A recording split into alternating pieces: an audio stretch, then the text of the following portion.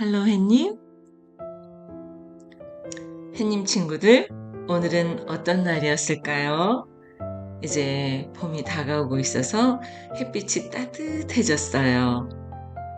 햇님 할머니는 오늘 우렁각시를 들려주려고요. 친구들, 지금부터 시작할게요. 옛날 어느 마을에 30살이 넘도록 장가를 못 간 노총각이 살고 있었어요. 농사를 지으며 혼자서 살아가던 총각은 어느 날 논에 가서 풀을 뽑다가 한숨을 푹 내쉬었어요. 허리가 휘도록 열심히 일을 해도 여전히 가난했거든요. 게다가 남들은 다 장가를 가는데 아직 장가도 못 가고 있으니 더욱 슬픈 생각이 들었어요. 총각은 푸른 별을 바라보며 혼자 중얼거렸어요. 이 농사 지어서 누구랑 먹고 사나? 그런데 어디서 이런 소리가 들리는 거예요. 나랑 같이 먹고 살지? 깜짝 놀란 총각은 쌍방을 둘러봤어요. 그런데 주위엔 푸른 벼와 뜨겁게 내리쬐는 햇빛뿐 아무도 없었어요. 총각은 이상한 생각이 들었죠. 다시 한번 중얼거렸어요. 이 농사 지어서 누구랑 먹고 살지? 나랑 같이 먹고 살지. 이번에도 똑같은 대답이 들려왔어요. 총각은 소리가 들리는 쪽으로 가보았어요. 그랬더니 커다란 우렁이 한 마리가 고개를 내밀고 있다가 쏙 껍질 속으로 숨어버리는 게 아니겠어요? 총각은 참 신기한 일도 다 있다 싶어서 우렁이를 집으로 가지고 왔어요. 그리고 무랑아리 속에다 넣어두었어요. 그런데 다음날 이상한 일이 일어났어요. 논일을 하던 총각이 점심을 먹으려고 집에 와보니 밥상이 한 상 딱 차려져 있는 거예요. 이상한 생각이 들었지만 너무 힘들게 논일을 한 후라 배가 고파서 총각은 밥을 맛있게 먹었어요. 그런데 그 다음 날에도 또 그 다음 날에도 똑같은 일이 일어났어요. 어찌 된 일이지? 내일은 꼭 알아봐야겠다. 그래서 다음 날 총각은 논으로 일을 하러 가는 척 하다가 숨어서 집안을 엿보았어요. 얼마나 지났을까 부엌에서 달그락거리는 소리가 들려왔어요. 총각은 살금살금 부엌 쪽으로 가보았지요. 그런데 이게 웬일이에요? 곱디고 온 색시가 뚝딱뚝딱 음식을 만들고 있는 게 아니겠어요? 색시는 밥상을 다 차려놓고는 무랑아리 속으로 쏙 들어가 버렸어요. 다음 날도 총각은 일을 하러 가지 않았어요. 색시 정체를 확인하고 싶었거든요. 총각은 전날처럼 가만히 숨어서 부엌을 지켜보고 있었어요. 점심때가 가까워지자 놀라운 일이 벌어졌어요. 무랑아리 속에서 아물아물 안개 같은 것이 피어오르더니 어제 본 그 색시가 무랑아리 밖으로 나오는 거예요. 그리고는 음식을 만들기 시작했어요. 총각은 부엌으로 뛰어 들어갔어요. 어머나! 색시는 화들짝 놀랐어요. 당신이 무랑아리 속에서 나오는 걸 다 봤소. 당신은 대체 사람이요 귀신이요? 총각이 색시 앞으로 다가서며 물었어요. 뒷걸음질 치던 색시는 고개를 숙이면서 말했지요. 맞아요.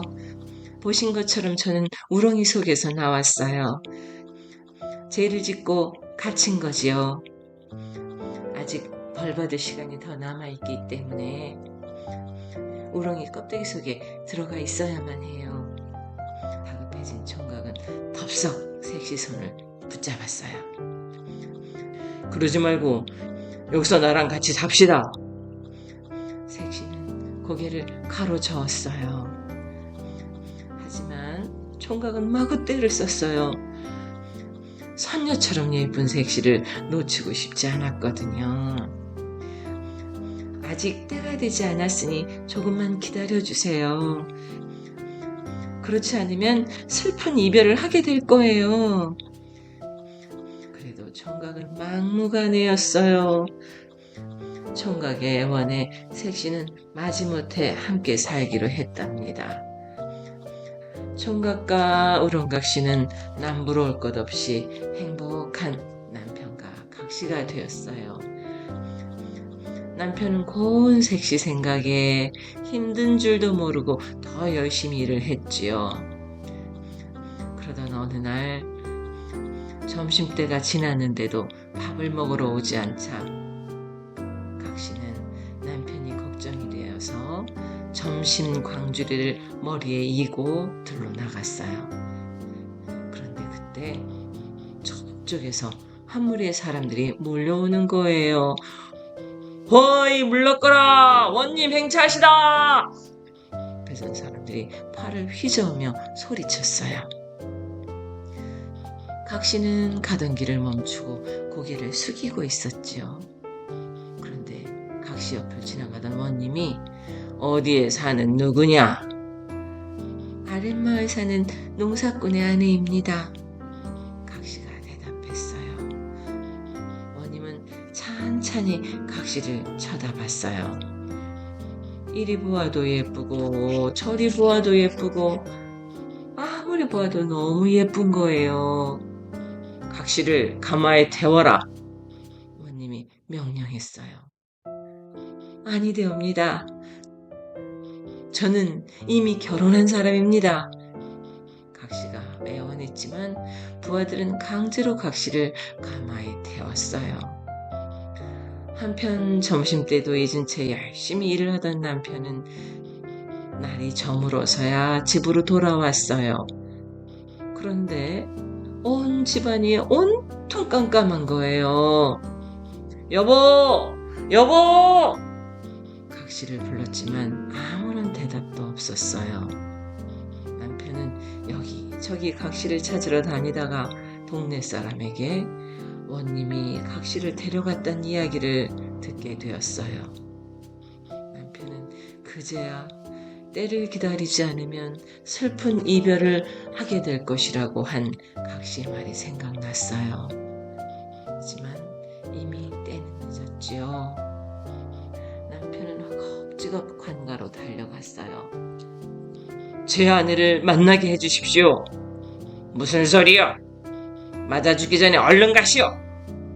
문지기를 붙잡고 애원해봤지만 소용이 없었어요. 얻은 것이라곤 매질 뿐이었지요. 하지만 남편은 각시가 있는 곳을 떠날 수 없었어요. 매를 맞고 쫓겨나기를 되풀이하면서도 관가를 맴돌며 각시를 기다렸답니다.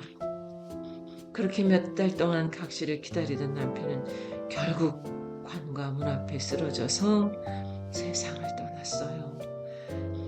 남편이 죽은 뒤 각시가 사는 관가의 뜰에는 날마다 파랑새 한 마리가 날아와서 울었답니다. 사람들은 불쌍하게 죽은 남편이 새로 다시 태어난 것이라고 생각했어요. 나중에야 사람들에게 남편의 소식을 들은 각시는 너무너무 슬퍼했어요. 결국 시름시름 앓던 각시도 얼마 뒤 세상을 떠나고 말았답니다. 그 후 마을에는 파랑새 2마리가 한시도 떨어지지 않고 같이 날아다니는 것을 보게 되었어요.